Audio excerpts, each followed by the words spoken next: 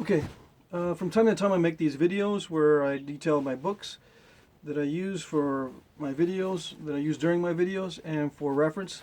I'm going to show you the basic books that I have. I've got more than these, of course, but a lot of my reference material is just papers written by archaeologists that you can obtain separately and not in book form. And they're usually hard to read because they're for archaeologists. So what I'm going to do is I'm going to recommend and show you books that are easy to understand by people who are not familiar with archaeology or with all the technical terms. And this is kind of going to go in order from the ones that I first got to the latest ones that I picked up. Okay. One of the first books I got back when I first started flint knapping, or just before I started flint knapping, was this book here. This is volume 2 of Encyclopedia of Native American Bows, Arrows, and Quivers. Now what I'm going to do is I'll put descriptions of these books down in the description box with full names and all that. That way you guys can cut and paste when you're looking for these. If I can remember. Okay. Now when I show this in the video, usually it doesn't have this paper sleeve. It's shown as a green book. So it might have confused some of you guys. So this is what the paper sleeve looks like. When you're ordering it, you'll see it like this. You won't see it with the green cover. Okay. Next one I picked up back in the day was this one here, volume 1.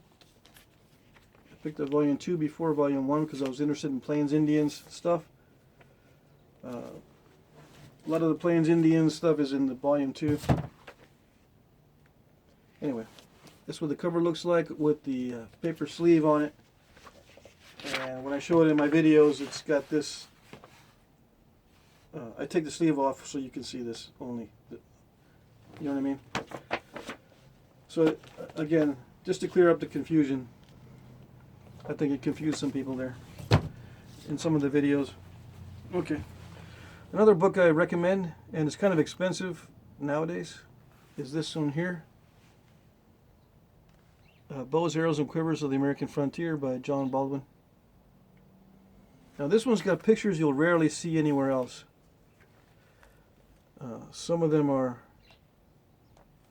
quite amazing. Lots of color photographs in this book showing multiple items.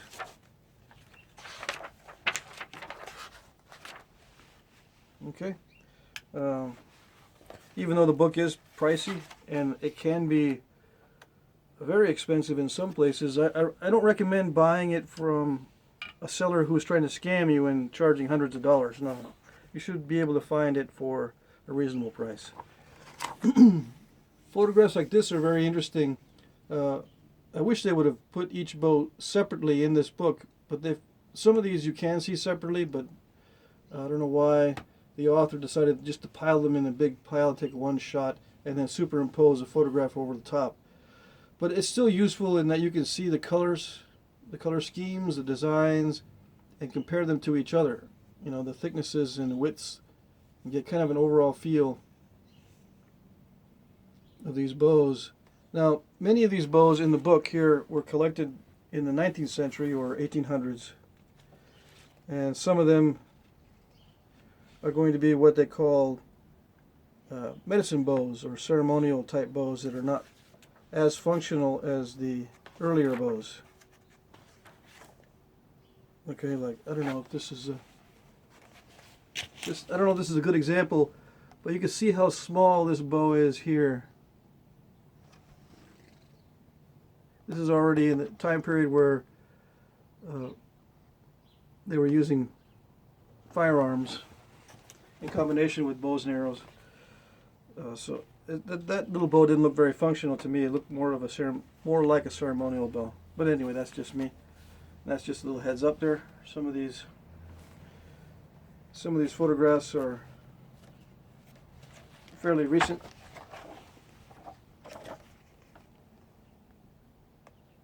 It's still an interesting book that you may be interested in if you're into bows and stuff, and arrows and Sometimes there's very few stone artifacts in that book, but it's still interesting as that goes. Okay. Along the same lines as this book here, North American Bows, Arrows, and Quivers, Illustrated History. This is mainly sketches. I don't think there's any photographs in this book, but the sketches are very well done. And you'll see these often reproduced or copied in other books. Like some of these photographs are in that John Baldwin book. Some of these sketches. This has a good section on Eskimo bows, the the cable-backed bows of the Eskimo and Inuit. It'll have some stone arrowheads in here.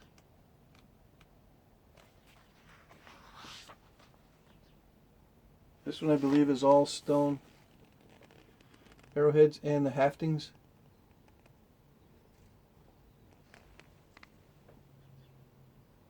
Okay, so I highly recommend that one. One of the first books I picked up was the Overstreet Guide.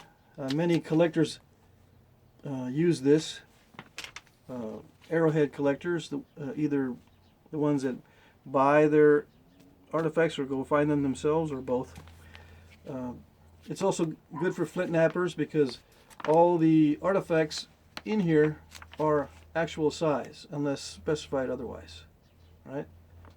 Very useful book for Flintknappers who want to explore every type of shape and knap every type of arrowhead they can get information on. It's well organized. The book is divided into different geographical regions. The dates are often shown with the arrowhead type. Right? Now, as time goes on, I use this book less and less the more knowledge I gain, because there's a lot of errors in this book. And every time I look at it, I can spot more errors. And mainly it's with the time periods, and sometimes there's questionable type within the category shown on the page. But it's minor for Flintknappers. For archaeologists, it's not a reference book by any means. It's mainly for collectors. Okay, and it'll show you various other artifacts too, not just stone. It's got some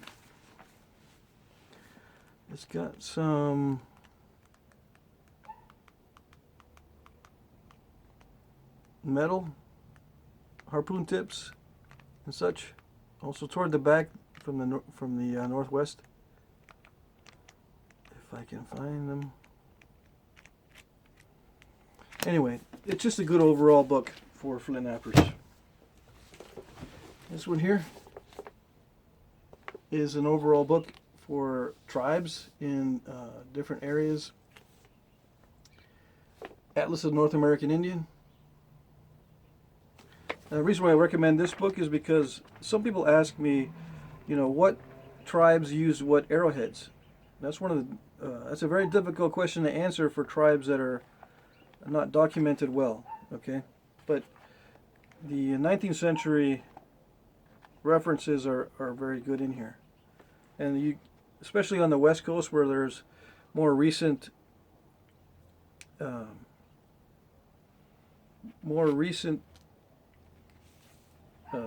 preserved artifacts, you can match up the tribes with the geographical areas and figure out what stone types they used. In the east it's harder to do that, but as you go west it's easier to do that.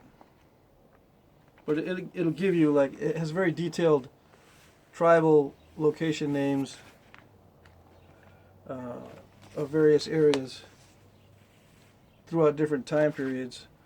It's not a comprehensive book by any means, but it's a good basic book. Okay, that's why I recommend that one.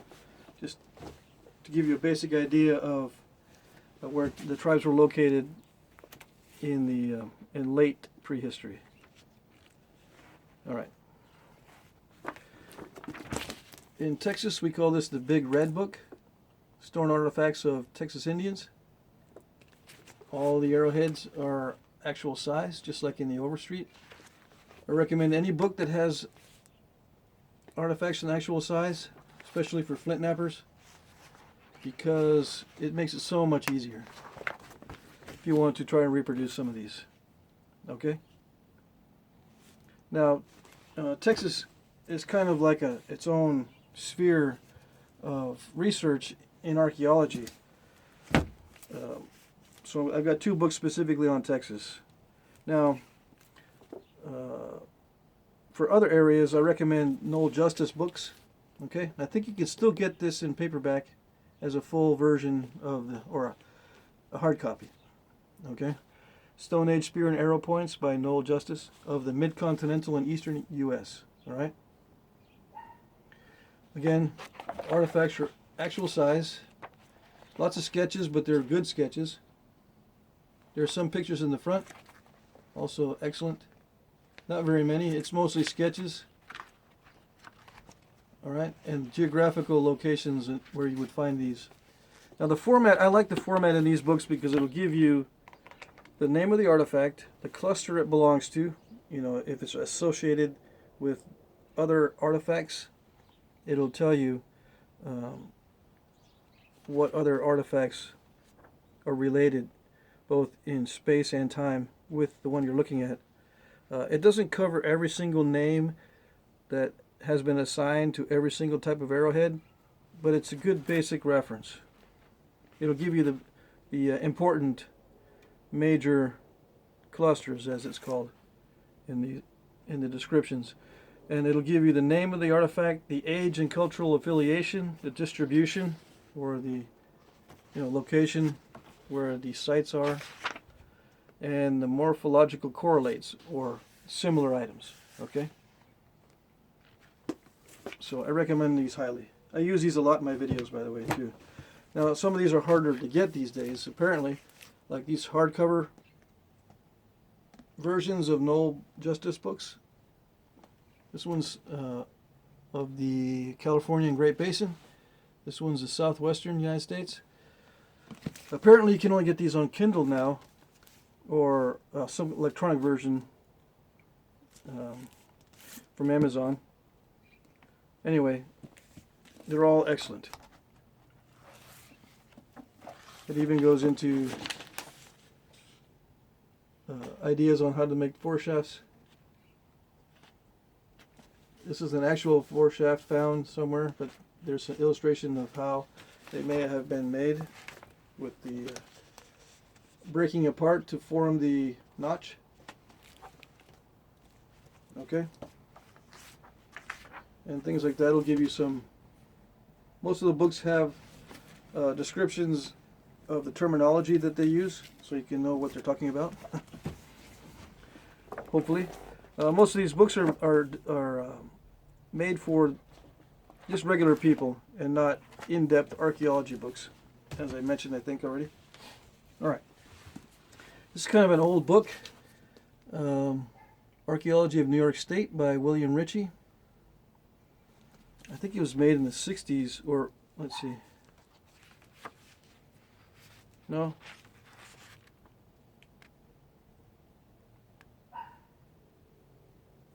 The copyright on this book is 1980, but I think the information or the books that have been put out by William Ritchie go back to the 70s. Okay, not 60s, I'm sorry. Anyway, I recommend this too. It has the same feel as the Noel Justice books, and I have another field guide that's smaller than this, but I recommend buying anything by William Ritchie. Okay.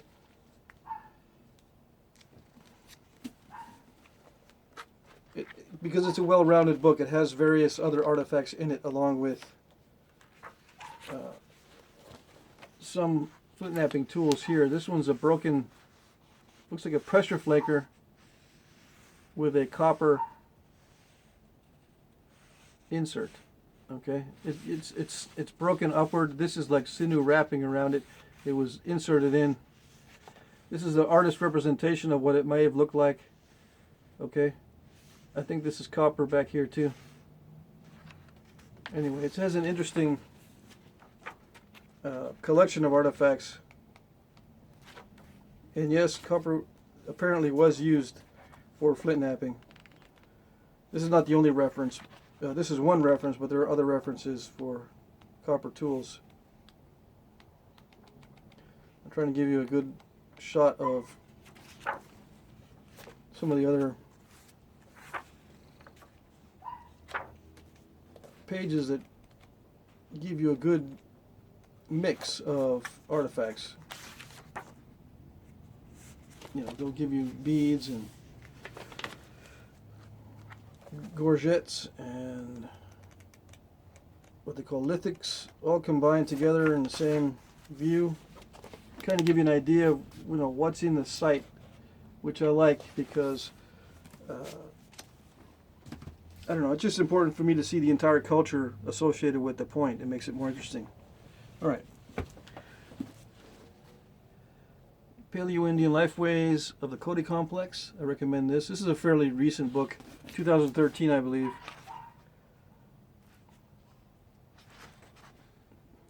Yeah. All right. And one of the things I found interesting, I haven't read the whole thing, but this is a collection of representative points from the Cody Complex. And if you notice here, they've got one here that looks similar to other paleo type points. This is called a first view. It's got parallel flaking on the blade, and the base is ground, and it's slightly concave, all right, which is kind of different from the other ones. It looks more like other paleo points like Clovis and Dalton, okay, which is interesting because it does. In some areas, Cody Complex does overlap with Clovis, I believe. All right. So I recommend that book. Now this one here, I lost the sleeve, but I printed out a copy of the cover sleeve. Indian and Eskimo Artifacts of North America. I'm recommending this book because it has a good variety, and I think it's pretty cheap. The last time I looked, I think it had a price of like $3 or $4 for one of those used on eBay or no, Amazon. But it has a ton of useful photographs.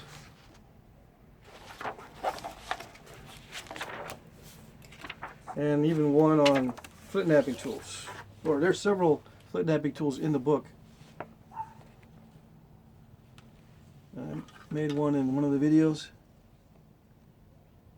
similar to this one here, and they range in size. Of course, unfortunately there's no scale.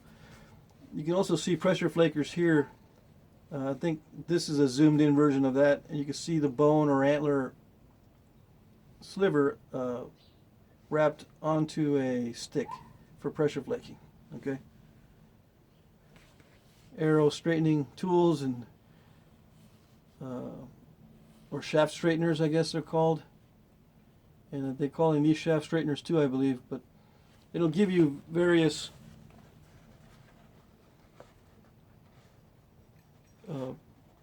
pictures of things that are found together. These are awls here. They look like flint knapping tools, but they're called awls. They may have been used for flint knapping and that kind of thing. Let's see. There's a bunch of other stuff. And it gets into the contact time periods between Europeans and Native Americans, and it does go a little bit further back than that, but not too much. But for flint knappers, it's interesting to see the haftings. It does have views of how the stone points were hafted in a lot of these photographs. Okay. And as you can see, there's a variety of different artifacts, which is what I like. That's why I got it, because it has a variety of different artifacts mixed together. Okay. Now the last one I picked up, last one I'll show, is this one here, the Prehistory of Texas. Now this one's kind of an expensive book here. I think I spent $70 on it. Make sure you buy this one from the University of A&M, Texas A&M University Press. because I've seen this one being scanned for hundreds of dollars on other sites. No, get it from the University Press. Okay, and I'll put a description down below where to order it from. But here's my receipt. You might be able to see the contact information on that if I don't shake like crazy.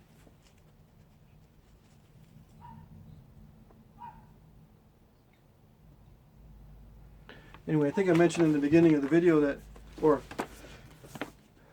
somewhere in the video, that Texas is kind of an archaeological island. So I got 2 books specifically on Texas because not very many books will cover Texas other than from universities. Okay, so I recommend that one too. All right, so that's it for that. If you guys can think of anything else, there's a couple of flint napping books that I have recommended in the past, but I'm not going to put those in this video. They're pretty self-explanatory. If you just type in flint napping on Amazon or something, it'll come up with various modern flint napping books if you want that. But I can't remember the one that I originally used. I don't ever refer to it anymore. It was like a short-lived thing. I referenced it for about a year and that was it. All right, so hopefully that helps. I'm going to refer to this video in the future if someone else asks me what books I use, and if you could maybe in the comment section add anything else you want to add, and I'll respond to questions if you want more information. Okay.